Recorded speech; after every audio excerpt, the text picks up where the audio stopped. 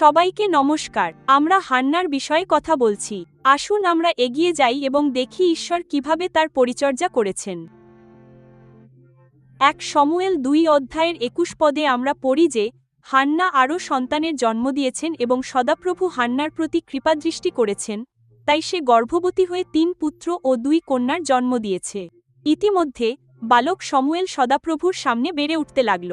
আমরা জানি যে হান্না কেবল একটি সন্তানের জন্য সদাপ্রভুর কাছে প্রার্থনা করেছিলেন, কিন্তু এখানে তিনি আরও অনেক সন্তানের আশীর্বাদ পেয়েছেন।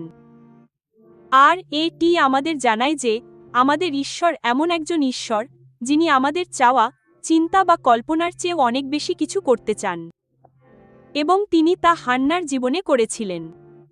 ঈশ্বরের আশীর্বাদ তার জীবনে উপচে পড়ছিল। ঈশ্বরের দিক থেকে তিনি তার জন্য এটি করার চেয়েও অনেক বেশি সক্ষম ছিলেন। আর তার দিক থেকে আমরা বুঝতে পারি যে তিনি প্রার্থনা, বিশ্বাস ও কৃতজ্ঞতায় পূর্ণ একজন নারী ছিলেন। আসুন আমরা তার কথা ও তার আনন্দ করার বিষয়টিকেও বিবেচনা করি। 1 শমূয়েল 2 অধ্যায়ের শুরুতে যেখানে বলা হয়েছে, হান্না প্রার্থনা করে বললেন, আমার হৃদয় সদাপ্রভুতে আনন্দ করে, আমার শৃঙ্গ সদাপ্রভুতে উন্নত হয়েছে। আমি আমার শত্রুদের দেখে হাসি, কারণ আমি তোমার পরিত্রাণে আনন্দ করি। আমরা সবেমাত্র হান্নার পাওয়া পুরস্কারের বিষয়ে কথা বললাম এবং এখন আমরা তার আনন্দ করার বিষয়ে কথা বলছি। যিশু আমাদের তার নামে প্রার্থনা করতে শিখিয়েছেন এবং তিনি বলেছেন যে যখন আমরা আমাদের প্রার্থনার উত্তর পাই তখন আমাদের আনন্দ পূর্ণ হবে। আমরা এখানে হান্নাকে আনন্দ করতে দেখতে পাচ্ছি।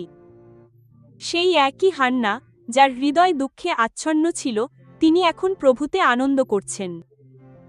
সেই একই হান্না যিনি মাথা নিচু করে থাকতেন, তিনি এখন তার পরিস্থিতিতে ঈশ্বরকে তার মাথা তুলে দিতে দেখছেন।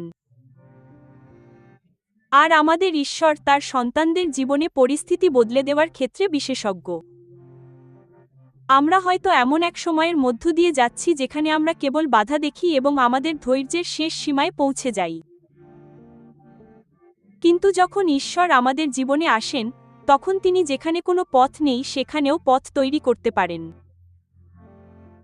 এবং তিনি আমাদের সামনে দাঁড়িয়ে থাকা দেয়ালগুলোকে ভেঙে দিতে এবং আমাদের এগিয়ে যেতে সাহায্য করতে সক্ষম। তিনি যদি হান্নার জীবনে এটি করতে পারেন, তবে বিশ্বাসের সাথে আমরা যখন তাকে খুঁজি, তখন তিনি আমাদের সবার জীবনেও এটি করতে পুরোপুরি সক্ষম। 2 অধ্যায় আমরা হান্নাকে ঈশ্বরকে তার শৈল হিসেবে বর্ণনা করতেও দেখি। তার অভিজ্ঞতায় তিনি ঈশ্বরকে এক অটল শৈল হিসেবে পেয়েছেন। বন্ধুরা, আমাদের জীবনেও যখন আমরা ঈশ্বরের সাথে পথ চলি, তখন আমরা জানতে পারি তিনি কে। তার স্বভাব, তার ক্ষমতা, তার শক্তি ও তার মহিমার প্রকাশ। হান্নার জন্য ঈশ্বর তার শৈল হিসেবে উপস্থিত হয়েছিলেন। আপনি এবং আমি আজ ঈশ্বরকে কিভাবে চিনি? আসুন আমরা সেই আনন্দে আনন্দ করি। ঈশ্বর যদি হান্নাকে পুরস্কৃত করে আনন্দিত করে থাকেন এবং তাকে নিজের স্বরূপ প্রকাশ করে থাকেন, তবে আজও তিনি আমাদের জন্য একই কাজ করতে সক্ষম। আমরা যেন তার পুরস্কারের পথে চলতে পারি, আমরা যেন আনন্দে পরিপূর্ণ হই, আমরা যেন আমাদের মহান ঈশ্বরের প্রকৃত স্বরূপের অভিজ্ঞতা লাভ করতে পারি। চলুন আমরা একসাথে প্রার্থনা করি।